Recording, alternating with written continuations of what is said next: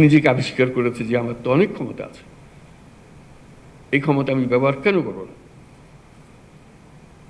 যেটুকু আছে এর মধ্যে আমি করব।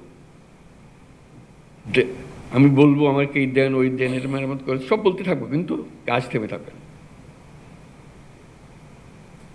কতগুলো খুব সহজ কাজ, ওই আগের আমলে এইভাবে হয়েছে বলে এখনো হচ্ছে। মাথার থেকে সুরে ফেলানো, আগের আমল হাওয়ায় বিলিয়ে গেছে, নাই।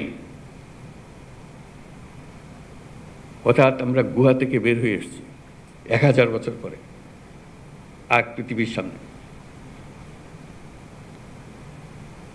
সে গুহার মানসিকতা দিয়ে তো এই পৃথিবী চলবে না।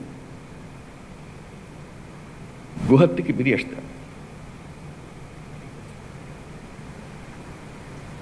এইটুকু শুধু স্মরণ করিয়ে দেওয়া যে আমরা গুহাবাসী নই, আর